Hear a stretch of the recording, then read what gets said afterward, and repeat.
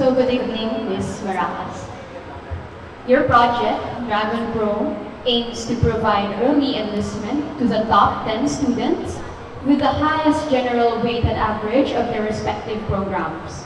At present, a significant percentage of the student body already has access to early enlistment, varsity, GMC, JNS, and the various student arms, and etc.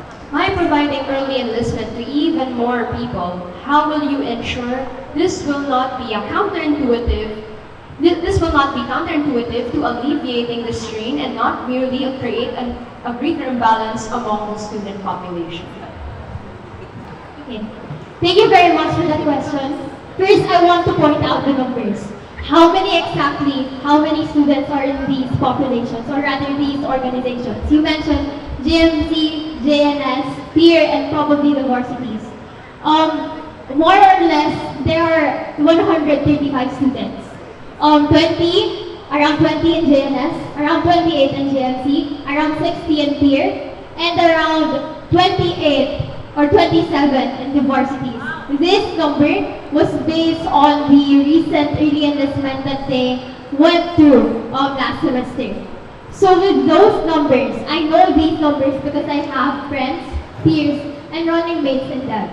So to answer your question, if this will be counterintuitive, no, it will not be. Precisely why I also focus on the top performing students, because if we include all students, then in that case it will be counterintuitive. And we see that these populations that you mentioned already have early enlistment, yet we still feel the strain in the system.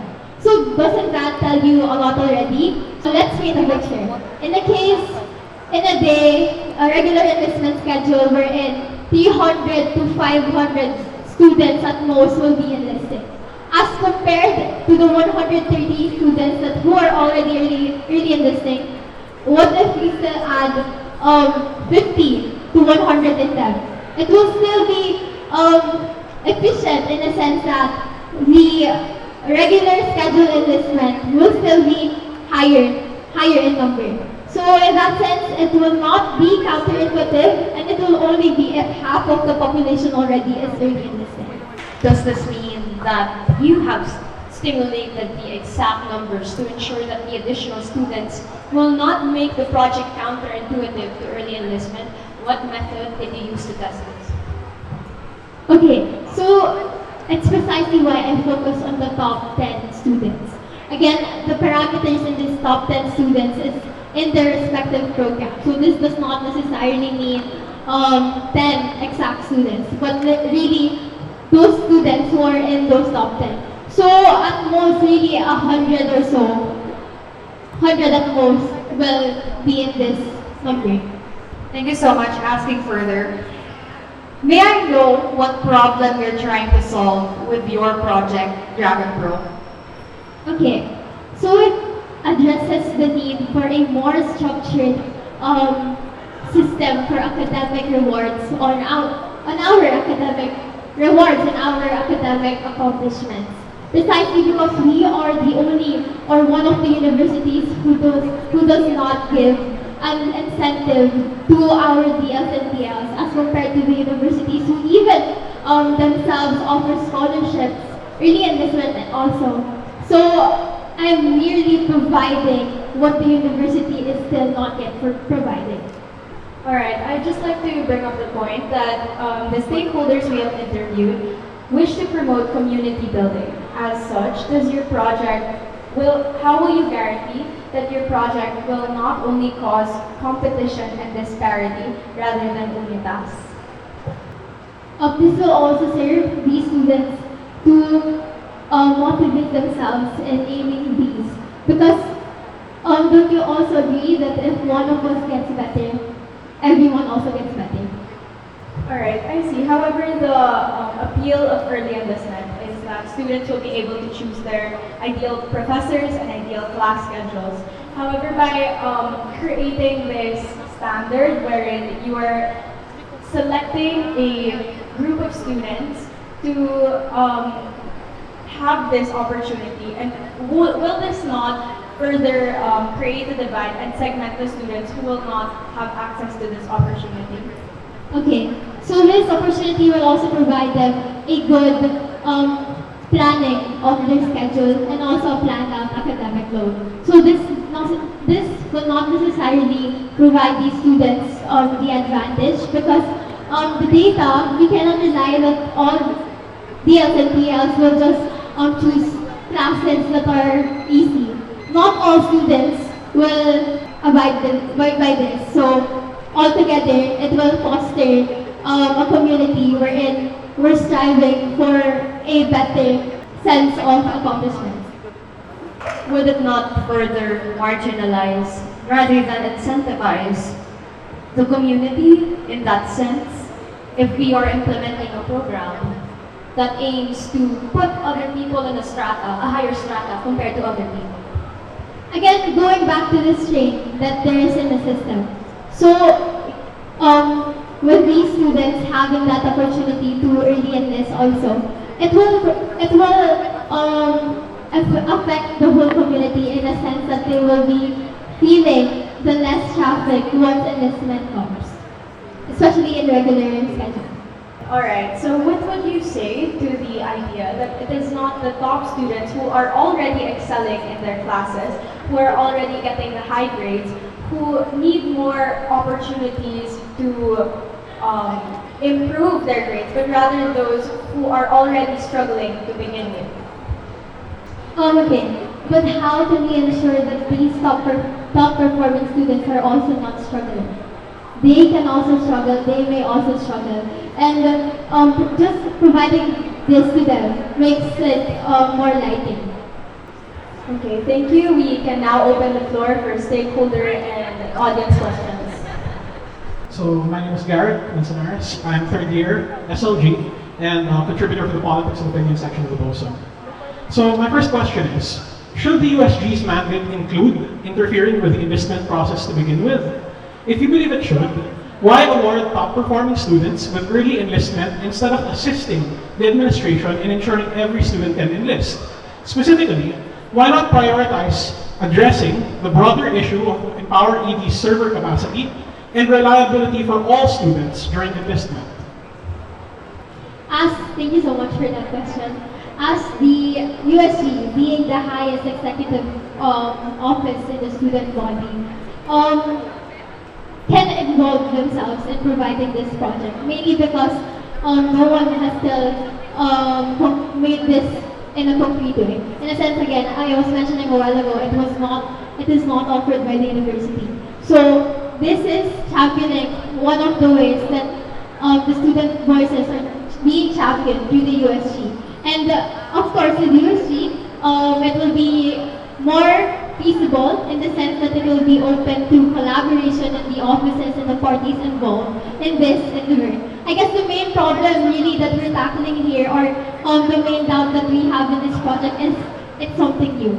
So this may cause worries among the student body, but this should not stop us because this is something that shows that we students are progressive also. To answer your question on prioritizing rather the system instead of, again, offering this, the other side of my project is really alleviating the strain and not fixing the entire system.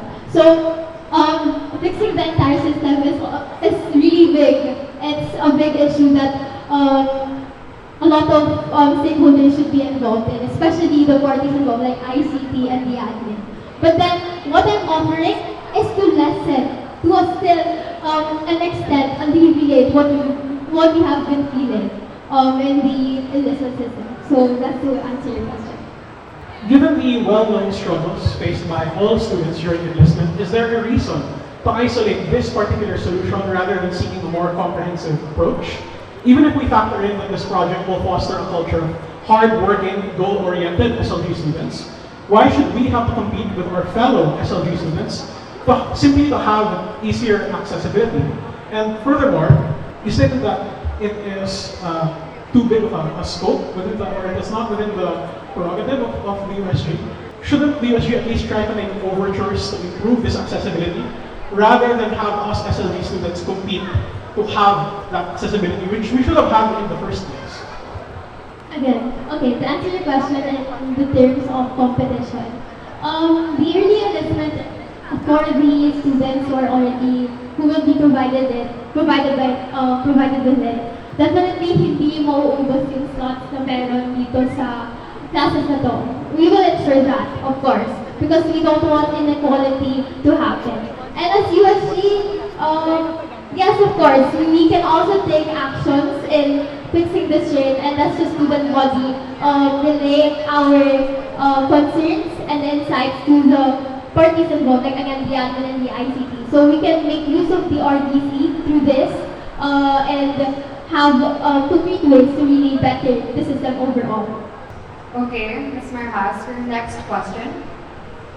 SLG is diverse and has many cultural nuances, and different batches of Qual Echo are usually in their own bubbles. There is a cycle wherein younger batches are underrepresented and undersupported because higher years keep to their own bubbles. Why is there no unified consciousness among SLG students, and what solutions do your projects provide regarding this? First, I actually want to question the validity of the question. In a sense that I feel we shouldn't be generalizing every SLG student's experience in the community. First, the notion of higher levels keeping themselves in a bubble, which I think really proves us already the opposite right now. We see higher levels in here of communicating and connecting with the community, and even the younger SLG students. We also see that younger batches or younger students have constantly consulted with higher batches in what classes to take, what orgs to join, or any in their minds about their journey here in the university. And vice versa actually. The higher levels have constantly opened their arms in addressing the needs or advices of these younger levels. Although, even if this question is correct, my projects aim to strengthen also the connection among us SLG students. That being Handog ng SLG, which will be an outreach initiated by our school to provide its beneficiaries with long-term needs. So this will be an avenue for SLG students not only to apply the theoretical learnings that we learn in the classroom, but also to connect with the rest of the SLG community, as well as fostering change within these beneficiaries. And second, my project in the loop will foster this connection in a sense that the first-hand experiences or testimonials of the on the internship landscape will mainly come from these students from higher levels. So that already builds connection to the younger batches. They know these students are someone to look up to and someone to ask whenever there's help needed. Thank you. I'm reading this from your COC. So, in your project, Handog ng SLG, you state that this project is strategically designed to enable SLG students to actively engage and contribute to marginalized communities. While you also state that the project will be providing its beneficiaries with long-term needs such as, but not limited to, employment essentials and opportunities through training workshops, networking, and resume building. So, through this project, it will address the prevailing gap wherein SLG students often lack practical application to opportunities of theoretical knowledge learned in the classroom. My question is, it seems that the object and the intent of the project does not align. What is the primary purpose? That is the primary purpose of Handog ng SLG simply to add to the resume of the student rather than sincerely advocating and addressing the concerns of the marginalized community? Thank you for that question. To answer that, this is again an avenue for us to apply theoretical knowledge that we learn, and it's not in any way another thing to be added in one CV. Because what we get from this project is experience. Experience as SLG students, because our readings can only take us somewhere. But don't you want these readings to come to life? And it is through this project that you will see active citizenship as a theory to have to make it happen in real life. That yes, we indulge ourselves in a lot of theories, a lot of terms in our classes, but we tend to forget who are the victims of these theories and who are the victims of these definitions, and that is the marginalized communities. So while this is again to foster the learnings that we gain, it's still making change to these communities, since of course they need the assistance too. All right, thank you. So my follow-up question is related to the answer that you previously stated. So you questioned the validity of the issue that we raised regarding bubbles forming within the SLG community. This was based on data that was collected by the boson, coming directly from the stakeholders themselves. So I'd just like to ask again, are you saying that you deny that this is an issue within SLG? Okay. To answer your question, no, I don't deny that this is not a problem in SLG, but it is something that is not everyone is going through. So with the question, kasi it implied that we're generalizing, that everyone is in a bubble, which is not the case, because we see really students voicing out their concerns, even younger and higher batches have been present in all that we do. Alright, even though it is an issue that not everyone is facing, the fact still remains that it is an issue. Given this, what do you plan to do about it with regards to your project, if any? Yes, as I answered a while ago, even if this issue is still, yes, being experienced by the students, I have projects that will strengthen the connection, or again, will keep these higher batches from their bubbles. In a sense, again, my project handog ng SLG, again, which will be an avenue for us SLG to also come together for a common cause. Thank you. We now open the floor for questions coming from the audience and stakeholders. Despite there being a lot of viewpoints and despite the students themselves being open to a lot of opinions and viewpoints, I think that's only valuable insofar as it's encouraged within political discourse like this. This question came from an SLG student, lower batch, to actually experience such censorship or such discouragement within their class actually. So what do you have to say about this existing issue, even if it's just for a handful of students? How do you think you can help them as a representative for SLG?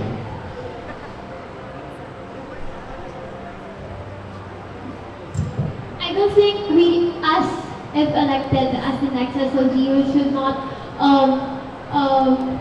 emphasize on the term discouraging, but rather informing and better giving these students the viewpoints of the issue. So that's the case. Hello, again. Internships play a crucial role in the academic growth of SLG students, serving as a vital pathway for career development and success. Your initiative, In the Loop, aims to tackle this challenge by developing a handbook offering valuable advice for those seeking internships. Nevertheless, what measures can the USG take concrete steps to ensure the security of these internships? To answer your question, actually this handbook or guide will not be containing any list of the internship companies, mainly because of legal documents, because this list of companies also change every year. So instead, what this handbook will provide is the first-hand experiences of these students on these certain companies for us to have a better decision making when we're choosing our company to be interned with. Also, this handbook also will provide insights, or rather a standard to what a CV should look like, to what a cover letter should look like.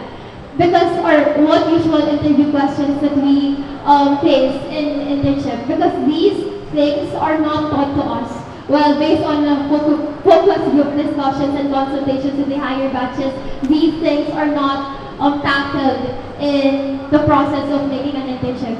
To also add, this project is also encouraged by the management or the program directors in the SLG. Thank you. So just to clarify, this handbook won't actually include an extended list of opportunities or any new available opportunities that SLG students can avail of, nor will it not include any specific companies that SLG students can apply for. Because it will defeat the purpose of having an internship course, which is what we don't want to happen. Again, the internship list or opportunities is changing constantly. So compiling them in a fixed way through a handbook will make this project not so, let's say, efficient and updated. One last question. A while ago, you questioned the validity of the problem of isolation of younger years as higher levels keep themselves in a bubble, adding that these juniors currently connect with their seniors to address their concerns. Is it possible that you are only speaking from personal experience? And as a USG officer, as an elected USG officer, do you have a concrete plan for involving first and second year students, in particular, in student government? I'm actually speaking beyond my personal experience. Case in point, Caitlin Goas here, a grade 12 2/6YP student who has constantly involved herself to students 3 years older than her.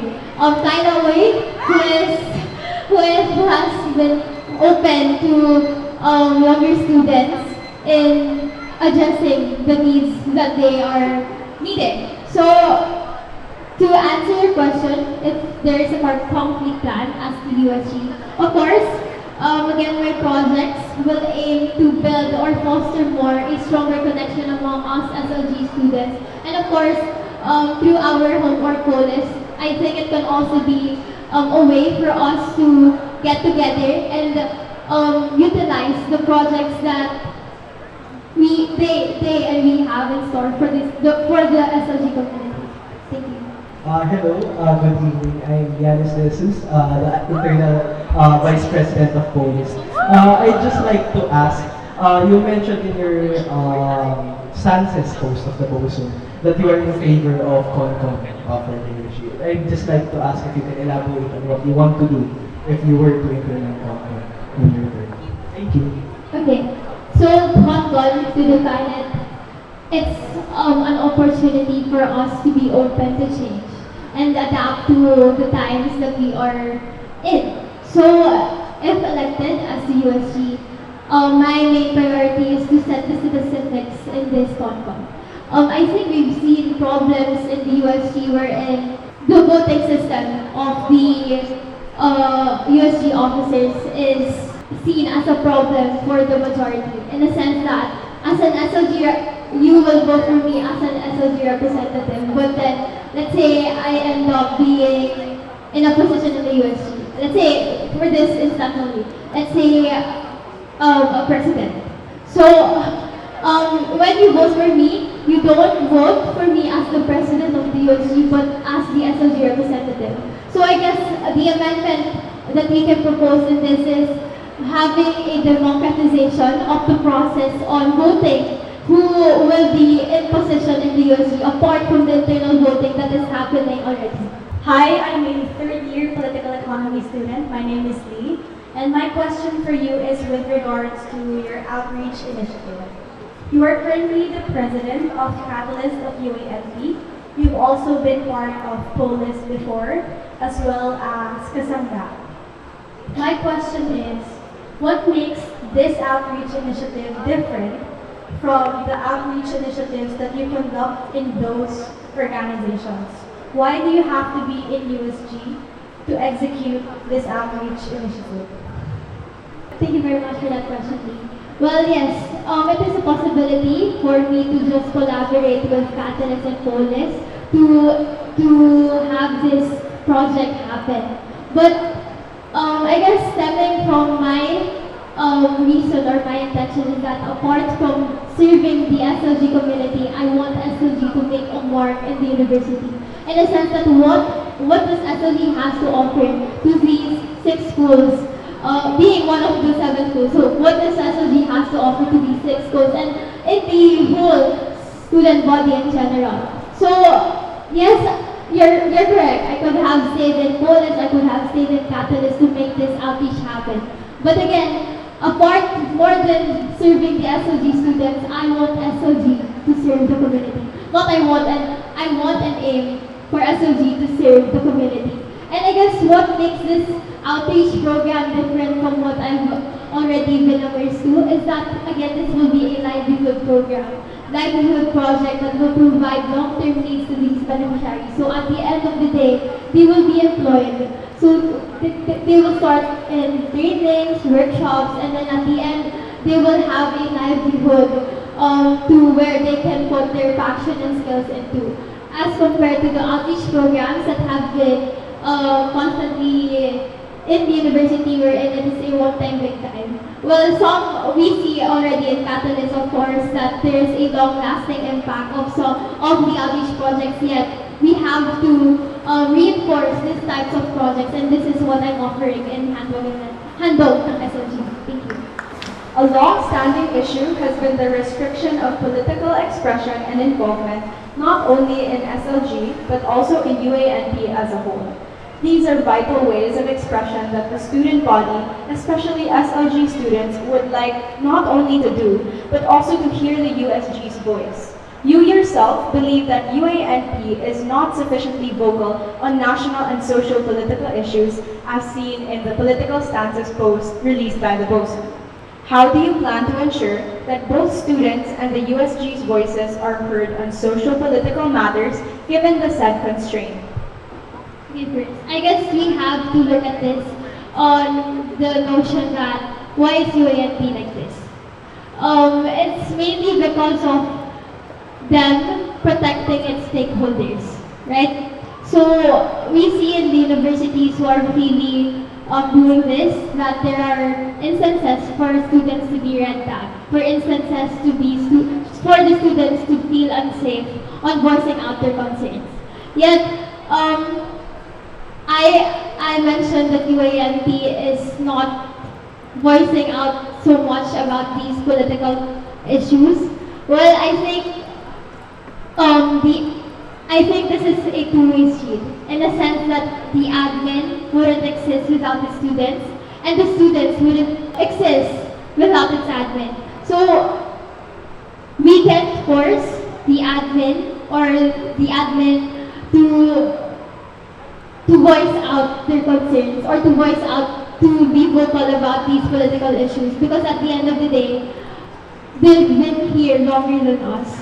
So as USG and as students, instead, let's take a different route, which is to empower and champion the voices of students and organizations who are doing this already. In case in point is Kasanga, which we see they take stances on political issues concerning the community. So as USG, it is our top priority to empower these students who are already doing it and champion their voices even more. Alright, I'd just like to clarify. So you agree that UA&P is not sufficiently vocal, but given the reasons that you've stated, you believe that they are justified in being such? Well, it doesn't really fully justify, but it gives us an explanation on why they are like that.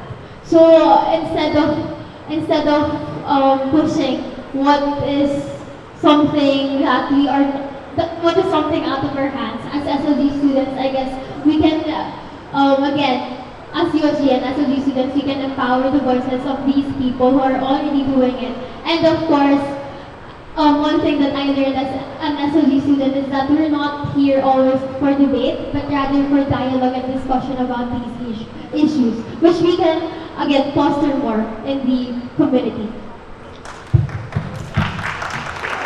Alright, so does this mean that you will not be pushing for UA&P to be more vocal in such issues with your projects and platforms? Not necessarily pushing them, but finding a balance between how UA&P can cater to what we're doing and how we can show the admin this. My follow-up question for that is, how will you empower these students when they are being restricted by the administration or by UA&P itself, which you provided the reasons for earlier in your answer? Okay. So I think the most crucial part in here is that we should hear what the students are needing. So for us to have a final or like a complete way to help them in voicing out the concerns. But empowering the students in a sense that they won't be silenced, they won't be disregarded, but rather listened to. Okay, for my follow-up question, from our stakeholders at JD as well, your constituents expect the next SLG representative to, and I quote, politicize the school within and outside the university. What challenges and obstacles do you anticipate in fulfilling this if elected? And how do you plan to address them? Okay. I think politicizing the school or the institution would be impossible because again, this is the admin and they have been standing longer than us. So instead of politicizing,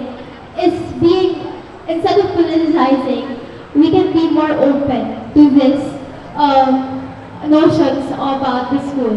That we can define this as, because if we're going to be honest, yung pagiging politically aware, hindi naman siya nagbabase lang sa institution.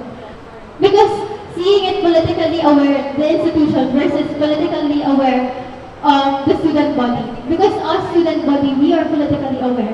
But again, the institution is a whole big thing that is out of our hands. Because again, they have certain reasons that they're also protecting. Thank you for that, Ms. Marajas. But I'd like you to still answer the question, what challenges and obstacles do you anticipate in fulfilling this? And how do you plan to address them, if you do plan to address them?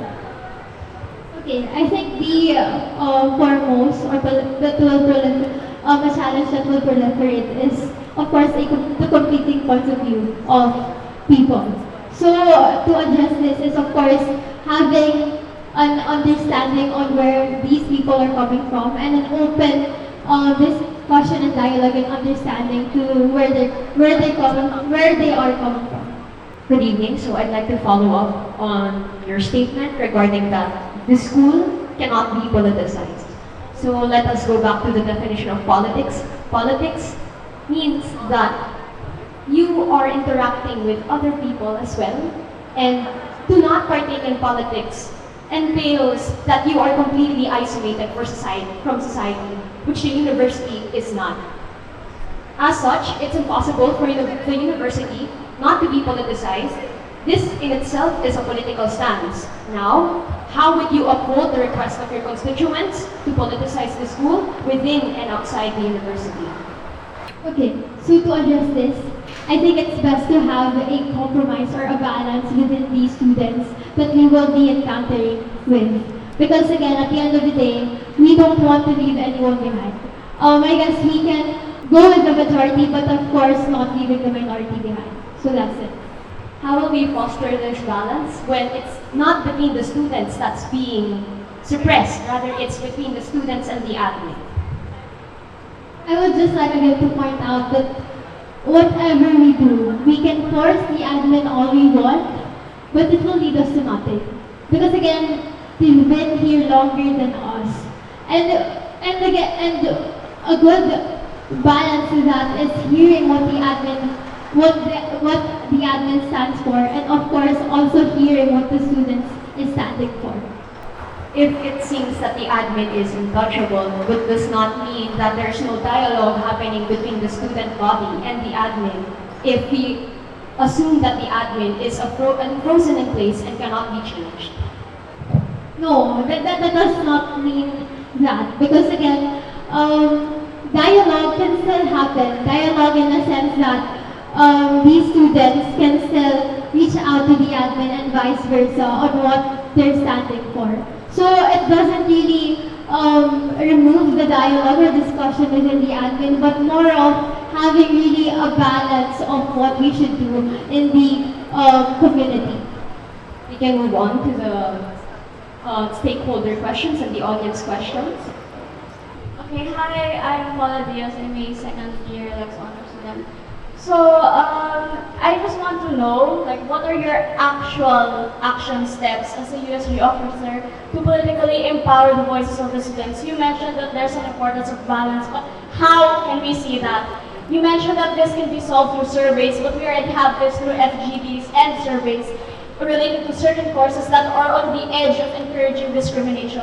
And this is actually quite a serious problem for us SLG students. So may I know how we can encourage representation without the challenging of the system, as you mentioned, and the censorship of UA&P. So how do we bridge our notion of political awareness to the quote-unquote political awareness of the admin? Okay, thank you very much for that question. I guess in this sense, we have to redefine or define what taking a stand means. Because some may see taking a stance to post a Facebook post, or to voice it out online, or to merely discuss this with their friends or peers. So I guess the concrete way really is to foster dialogue within these students and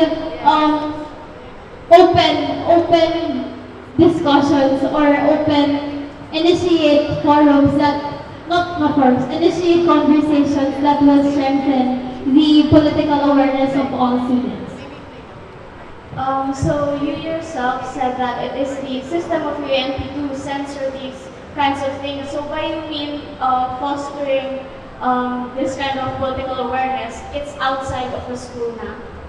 Not necessarily, because I think the admin or the school is not refraining us to have a stance or have the awareness on these political situations or issues.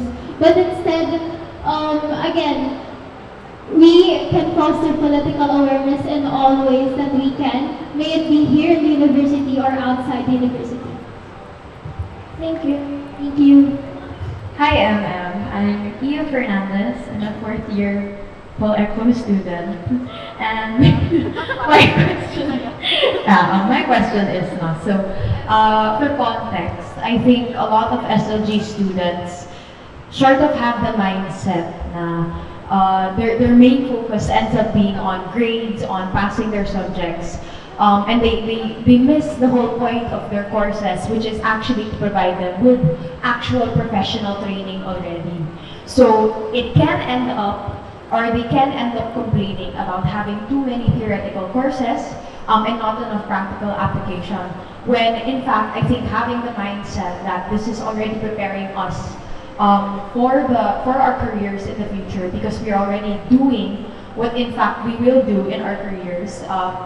That mindset is currently lacking, and I think it would really help to instill this within SLG students to also help them see the value in what they're learning and in the skills that they're being trained to develop. No? So as a future or potential SLG rep and USG officer, how can you help the next SLG generations, next SLG batches to instill this mindset in them and help them see the value in developing these skills? Thank you. Okay, thank you very much for that question, and I think that's very important. Talking about the value, I think it must be instilled in us SOG students, that idea, which I also have my projects again to foster or exhibit the learnings that we learn in the classroom. So by applying these learnings through the avenues provided, it is there where we appreciate more of what we learn, because we see it really happening tangibly in front of us. So I guess through engaging with these activities and these projects will help foster that mindset to SLG students, because their learnings is actually actualizing. And with that, in return, when they go back to the classroom, they have a more better grasp of what they're learning about. Thank you. If I may follow up, that's okay. I think the whole point is to help them realize that they're already gaining that experience in the classroom and that I'm not saying that outreaches like this and activities to increase social civic awareness are unnecessary. That's not what I mean. But what I mean is that it's also good to help them see what they already have, the skills that they're already currently building or they can build if they choose to invest that sort of effort in their studies inside the classroom. Does that make sense? Yeah, so I think that's my question then. So how can you help them realize that already within the four walls, there is a lot that they can learn if they choose to give that effort as well? Okay, thank you very much for clarifying the question. But I guess one thing in mind that I can also cite to make this thinking possible is to foster a more engaging and interesting way of learning. In a sense that it could be fostered when we learn as a group, but some may refute that because some may have different learning styles. But again, fostering learning as a group, having avenues for us to test what we've been learning, and seeing that actualized or seeing that we have understood those learnings that we learn, then I guess it will foster a stronger sense of, oo nga no, na-apply ko rin pala yung mga kailangan kong gawin sa classroom. So yeah, that's it. I have another question, different topic naman. My other question is with regards to the current curriculum issues within SLG. This has been a hot topic, an ongoing issue in SLG for the past, actually since I've entered the university. So I'm wondering, first of all, why this is not one of the issues that you chose to focus on with your projects. So I'm wondering if you perceive this as an urgent issue that merits being prioritized, and if not, why? And then second is, if you do see this as an issue that you think needs to be addressed, then how can you do this differently from what past representatives have already tried? Okay, thank you very much for that question. Of course, issues may arise once in there already, and of course, to address these issues, there must be projects fixing them. So for sure, I will if and once elected, I will make sure to have concrete ways to address that issue on the curriculum. But more so, I guess strengthening the research that we have on what is really lacking, or what is the students needing, or what exactly are the fields that needs changing. So I think in that sense, research can be strengthened.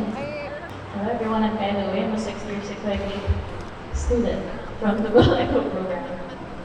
Let me begin my question by saying that I'm having a very big shoes to fill.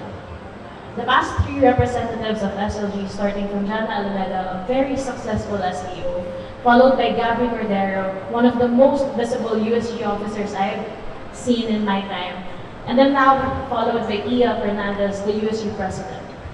So my question is really personal to what you have to bring to the table. I feel like SLG would agree with me when I say that we're used to the standard of leadership that really brings outputs that we can see and we can benefit from. So what do you have to offer to assure us that you have something at par with this as well? Okay, first of all, there's no denying that our past and even current SLG representatives have done exemplary performance in being a representative and being a USG officer. But yes, they're all successful, but that does not mean that they're all the same. Which explains my stance here, that I'm different. We are not the same. So what can I bring to the table is really results. Output that you can see, results that you can see as SLG students and as the UA&P community as a whole. Because mainly these results can stem from my experiences in my organizations. First, in being the president of Catalyst and handling one of the university's biggest organization with 80 people in it, or 80 members in it. It developed in me a lot of lessons such as project management, people management, and even competence and consistency as a leader. So that I can promise you for when elected as your next SLG representative. But apart from that, my experience also is a leader who does not leave behind her workmates or peers. In a sense, I learned this in Kasanga, being the Vice President for Social Affairs, wherein handling four committees, that being the manpower committees, inculcated in me the competence of being well-rounded about these things that we should work on. So that I can offer my experience and the results that I'll be bringing in the community, not just in SOG but the UA&P community as a whole. Thank you. Great. Just a follow-up, now that you mentioned your experience, something that I noticed, actually one of the reasons why the previous SLG representatives have been very successful was because before their term, they were all part of USG offices, making them very aware of the inner workings of the USG already. And since you mentioned your experience, I noticed that this is something that you don't have. Okay, thank you very much for that question. Well, I beg to disagree that this is something that I do not have, because I have been immersed in this scene being part of the political party, which is Kasanga, the social political party, which enables me to see the front lines of how a USG should work, or how a USG should aspire to be. So that's my case in that being part of a political party made me more aware of this. Also to add, being again the president of Catalyst, I've worked with the SIKO, I've worked with committees in the USG, which also gave me a perspective of how they work in general. Thank you. Hello everyone, I'm Kita Gabogba. I'm a freshman of the 4-year program in political economy.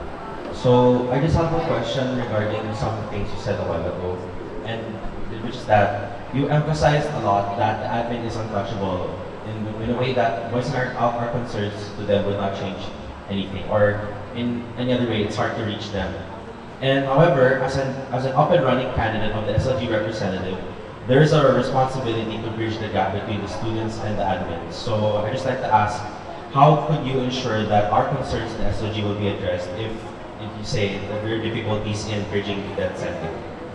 Okay, thank you very much for that question. Well, my emphasis on the difficulty will not stop the initiative to reach out still, because those difficulties can, I guess, give us hindrances, or can stop us, or can hinder us to be to voice out what we really want to voice out. But then again, we don't stop there. We have to continue engaging in a discussion and dialogue on how can we improve the dynamics that we can foster in the university, especially on political issues, which we SOG students really hold in high regard.